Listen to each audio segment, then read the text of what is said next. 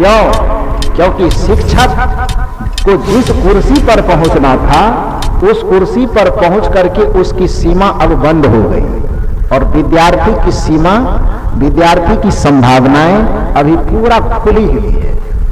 वो कुछ भी हो सकता है। कितना उससे शिक्षक से क्या, शिक्षक को पैदा करने वाली फैक्ट्री वो बन सकता है। उसके एक कलम से लाखों करोड़ों शिक्षक आ सकते हैं।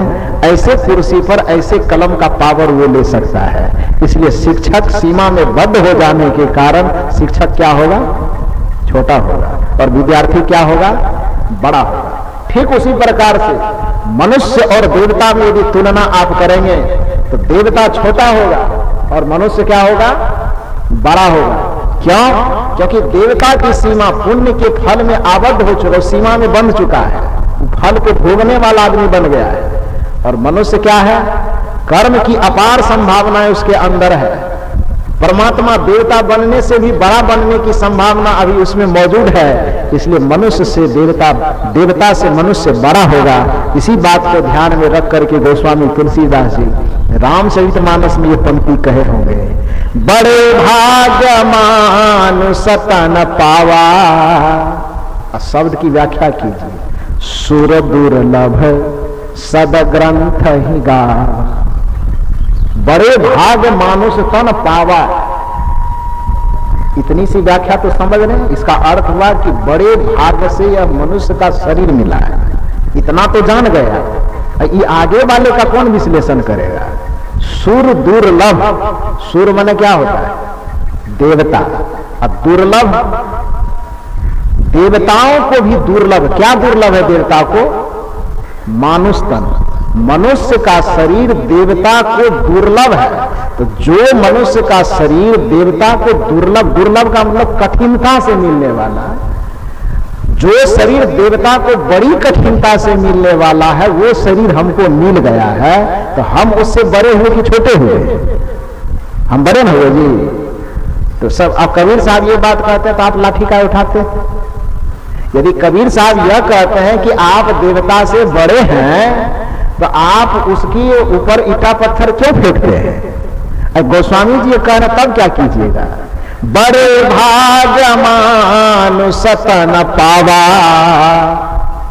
व्याख्या कीजिए, सुर दुर्लभ सदग्रंथ ही गावा। जो मनुष्य का शरीर आपको हमको अभी बड़ी सुलभता से मिला हुआ है, इस शरीर और इस जीवन को पाने के लिए देवता तरसता है, तरस रहा है। तो तरसने वाला बड़ा होगा कि तृप्त होने वाला बड़ा होगा? हम पा करके मस्त है, कोई पाने के लिए तरस रहा है, तो वो बड़ा कैसे हो सकता है? वो बड़ा नहीं हो सकता।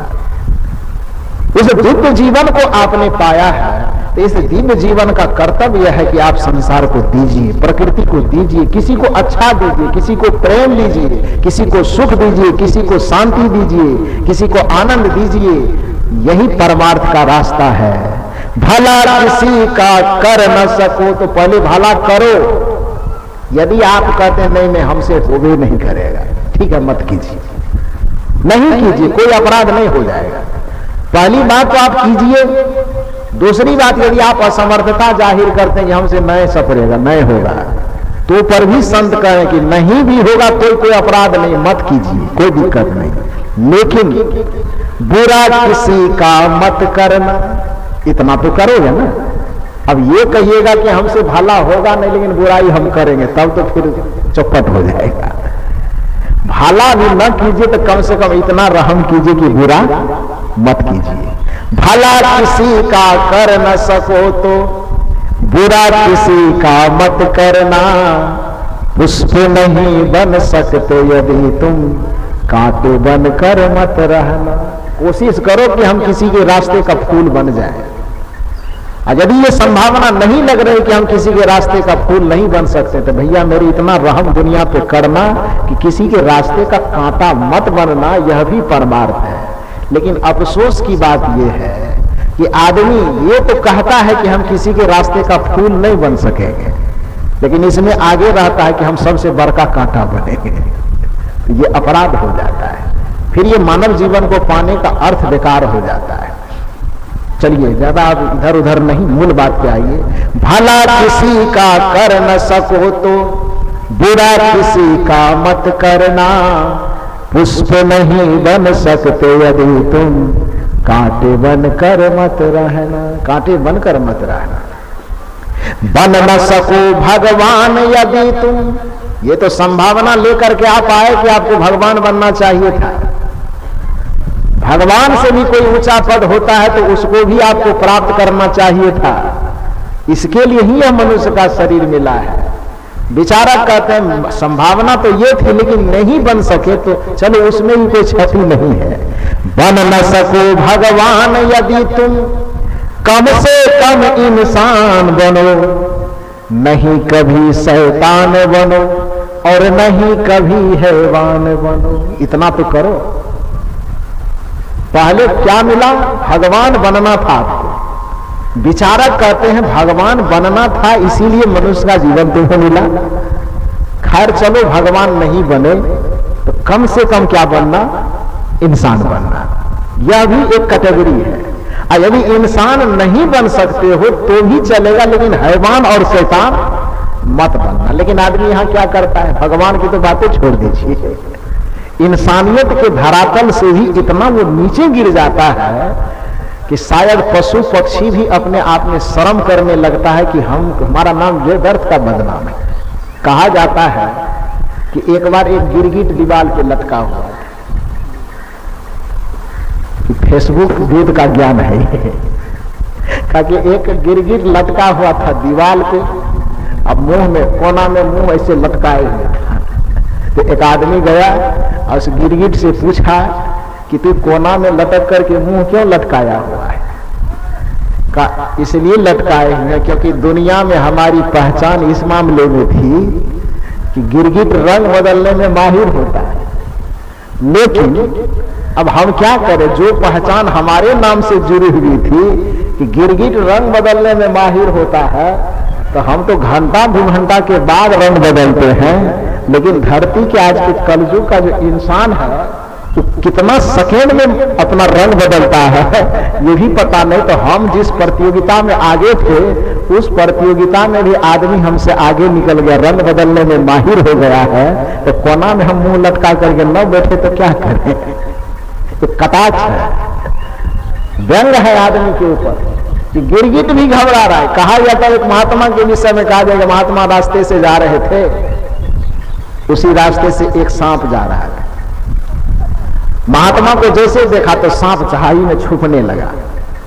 महात्मा जी ने कहा कि सांप के नाम को बदनाम क्यों कर रहे हो भाई? तुम अधसर हो, तुम्हारे फन में इतना जहर है कि तुम्हारे डर से आदमी को कांपना चाहिए और हमको देख करके तुम ही जंगल झाड़ में छिपने के लिए जा रहे हो, तो सांप के नाम को बदनाम क्यों कर रहे हो? और उसमें भी अधसर। कहा जाता है उसका काटा हुआ आदमी पानी तक नहीं मांगता है। सांप ने कहा क्या बात करते हैं महाराज, अरे हम तो केवल अब नामे के लिए बदनाम है कि सांप जहरीला होता है, जहर देता है। लेकिन हमको छुपने की नौबत इसलिए आ रही है क्योंकि अब जहर तो मेरा जहर तो केवल नाम का जहर रह गया है। मुझसे ज्यादा जहर आज आदमी के जुबान में, आदमी के खोपड़ी में जाकर के भर गई है। क्योंकि मेरे काटने के बाद कम से कम हम इतना वक्त देते हैं कि आदमी हॉस्पिटल तक जाए, दवाई सिरिंज लगावे तो कम से कम ठीक भी हो सकता है। लेकिन आदमी के जहर से जब कोई व्यक्ति धंसा चला जाता है तो उसको बाप माँ बोलने तक का अवकाश नहीं मिलता। एक बार काटा कि आदमी फिर सीधे सुरलोक सतलोक कहाँ चला जाता है ये पता भी नहीं चलता है। तो पानी तक मांगने की नौबत नहीं आ रही। तो गिरगिट आपसे घबरा रहा है, सांप आपसे घबरा रहा है। आपके स्तर कितना नीचा गिर गया है कि हर आदमी सोचता, सांप कहता है मेरा जहर ले लिया इसने, गिरगिट कहता है मेरे रंग बदलने की जो कला थी वो ये ले लिया, मेरे पास कुछ छोड़ा ही नहीं। तो आप इंसानियत के धरातल पर भी टिके नहीं हैं, आपका स्तर उस स्तर से भी नीचे गिर गया है। विचारक कहते हैं कि पारमार्थिक साधना करना चाहते हो, परमार्थ को समझना चाहते हो तो भला किसी का कर न सको तो बुरा किसी का मत करना, पुष्प नहीं बन सकते यदि तुम कांटे बन कर मत रहना। उदाहरण क्या दिया? बन न सको भगवान यदि तुम कम से कम इंसान बनो, नहीं कभी शैतान बनो और नहीं कभी हैवान बनो। महल यदि तुम बना सके ना, अपने तन मन धन के सहयोग से किसी के जीवन का भवन खड़ा न कर सको, किसी के सफलता का भवन न बना सको, तो कम से कम कोई सफल हो रहा है तो उसके घर को उजाड़ने की कोशिश मत करना। किसी के शरीर पर यदि 2 कपड़े आप नहीं डाल सकते तो कोई बेचारा यदि अपने मेहनत से शरीर पे चिथड़े की व्यवस्था किया है तो उसको नोच पोंछ करके उसको नंगा करने की कोशिश कभी मत करना। किसी व्यक्ति को सहारा देकर के चलने में मदद नहीं कर सकते हो तो कोई लड़खड़ा करके रास्ते में चल रहा है तो अपने बल के गुमान में धक्का देकर के गिरा देने की भूल कभी मत करना। ये परमार्थ की साधना है। महल यदि तुम बना सको ना, झोपड़िया न जला देना, पुष्प नहीं बन सकते यदि तुम कांटे बन कर मत रहना। भला किसी का कर न सको तो बुरा किसी का मत करना, पुष्प नहीं बन सकते यदि तुम कांटे बन कर मत रहना। किसी का भला नहीं कर सकते तो बुरा मत करना। मूल बात पर आइए लौट करके कि आज का संदर्भ यह था कि जो परमार्थिक जीवन जीता है वही वाकई में मनुष्य का सच्चा जीवन जीता है। परमार्थ का जो ये व्यवहारिक पक्ष है जिसका विश्लेषण अभी मैंने किया कि आप साधन में ही अटके मत रहिए, साधन के साथ साथ साध्य को याद कीजिए। थाली की सजावट में ही मगन मत रहिए। थाली की सजावट के लिए नहीं है, बल्कि थाली में सजे हुए जो प्रसाद है, जो भोजन है, वह किस काम के लिए है? पेट की भूख को मिटाने के लिए। बस उसी की तरह नहीं कीजिएगा जो आचार्य श्री धर्म स्वरूप साहब जी बता रहे थे कि चादर मिला 1500 का तो आयरन करके बढ़िया से रख दिया और ठंडी में थरथरा रहा था। कोई आदमी पूछे कि भैया ये ठंडी लग रही है, अरे परसों तो महंत जी चादर दिए थे। कहा दिया तो था लेकिन उसको बढ़िया से क्रीच मार करके रख दिए। किस लिए? ओढ़ो उसको, शरीर पे डालो। अरे ओढ़े कैसे? शरीर पे डालेंगे क्रीच टूट जाएगा तो फिर कैसे होगा? तो चादर जो दिया गया है वो क्रीच मार करके रखने के लिए नहीं दिया गया है। चादर इसलिए दिया गया है कि आपको ठंडी लगे तो उसका उपयोग करके आप शरीर को गर्म कर सकें, इसके लिए दिया गया है। तो ये आंखें जो आपको दी गई है व्यर्थ के चीज देखने के लिए नहीं दिया गया है। ये आंख से सही गलत देखने के लिए, इस आंख से संत महापुरुषों को देखने के लिए, सदग्रंथों को देखने के लिए, अच्छे अच्छे चीजों को देखने के लिए दिया गया है। ये मुंह अच्छे अच्छे चीजों को खाने के लिए, अच्छे अच्छे चीज बोलने के लिए दिया गया है। पैर अच्छे अच्छे जगहों पर यात्रा करने के लिए दिया गया है। हाथ अच्छी लोगों की भलाई के लिए, लोगों का सेवा करने के लिए दिया है। किसी गिरे हुए को उठाने के लिए दिया है, किसी का सहारा बनने के लिए दिया है। तो इन सब चीजों के उपयोग को समझना और इसका जो सच्चा उपयोग है उसको करना, ये व्यवहारिक दृष्टिकोण से परमार्थ की यही परिभाषा है। अब थोड़ा परमार्थ की आध्यात्मिक चर्चा की जाए, उसके बाद हमारे पूज्य गुरुदेव जी फिर आशीर्वचन देंगे। परमार्थ का जो पारमार्थिक पक्ष, आध्यात्मिक पक्ष, वो क्या है? परमार्थ का अर्थ होता है, विश्लेषण कीजिए तो परम जोड़ अर्थ बराबर परमार्थ। परम क्या है? परम मन श्रेष्ठ, परम मन महान, परम मन सबसे बड़ा, और अर्थ का मतलब प्रयोजन, अर्थ का मतलब उद्देश्य, अर्थ का मतलब लक्ष्य। हमारा मानव जीवन प्राप्त करने का परम उद्देश्य क्या है? चरम उद्देश्य क्या है? वो चरम परम उद्देश्य है, बस जैसे दत्तात्रेय ने कहा कि सभी विवादों से, सभी समस्याओं से, सभी प्रकार के दुखों से आत्मा को कैसे मुक्त किया जा सके, उसके प्रति ध्यान भजन साधना का कार्य करना, ये पारमार्थिक साधना है, पारमार्थिक यात्रा है। तो जैसे दत्तात्रेय ने एक सूत्र प्राप्त किया कि आत्मा को सब प्रकार के झंझट से ऐसे मुक्त किया जा सकता है, उसी प्रकार से सत्संग में आकर के, गुरु के शरण में आकर के, गुरु के द्वारा इस युक्ति को जानने की कोशिश करना कि हमारा आत्मा बंधन से कैसे छूट सकता है, जिसके विषय में कबीर साहब ने कहा है, बहुबंधन से बांधिया एक बेचारा जीव, अक्की बल छूटे आपना कीर छुड़ावे पीव। इस आत्मा के विषय में कबीर साहब ने कहा कि बहुत प्रकार के बंधनों से बंधा हुआ है, बहुत प्रकार के दुखों से लिपटा हुआ है, बहुत प्रकार के अशांति से लिपटा हुआ है। तो इस अशांति से आत्मा को कैसे मुक्त किया जाए, इस पीड़ा से आत्मा को कैसे मुक्त किया जाए, जन्म मरण के चक्कर से आत्मा को कैसे मुक्त किया जाए, जन्म मरण के दुखदाई बंधन से आत्मा को कैसे मुक्त किया जाए, इसके प्रति कार्य करना ये परमार्थ का कार्य है आध्यात्मिक दृष्टिकोण से। तो सबसे पहले तो हमें इस कार्य के लिए समझना होगा कि जिस आत्मा को हमें निकालना है पहले उस आत्मा को समझना होगा। दुर्भाग्य की बात है कि आदमी सब कुछ समझता है लेकिन आत्मा को नहीं समझता। अभी जब मैं आ रहा था गाड़ी से, घोघा के आसपास जब आया तो कोई प्रसंग पर कुछ बात चली, तो हमारे श्याम जी चर्चा कर रहे थे, नहीं हमारी कैमरा के मिक्सिंग की बात चल रही थी। तो मिक्सिंग पर बात चलते चलते हमारे संजय जी ने कहा कि ये तो थोड़ा कठिन है। तो उस पर हमारे श्री श्याम जी कहते हैं कि कठिन तो हर कुछ होता है, लेकिन आदमी जब संकल्प ले ले, मेहनत करे तो चांद पर पहुंच जाता है, मंगल पे पहुंच जाता है, और पता नहीं क्या क्या ग्रह नक्षत्र क्या क्या खोज लेता है। तो सारा चीज तो खोजता है। भाषण देने में तो बड़े क्रांतिकारी है। तो सारा चीज, बात कुछ हो रही थी, साधारण बात हो रही थी, लेकिन उस साधारण बात को थोड़ा ये आध्यात्मिक रंग दे दिया।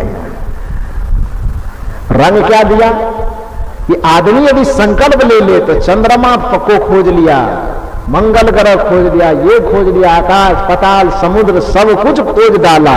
लेकिन दुर्भाग्य की बात है कि जिस आत्मा के बदौलत ये सारे संसार को खोजता है उस आत्मा को ही अभी तक ये नहीं खोज पाया। इससे बड़े दुर्भाग्य की बात क्या हो सकती है।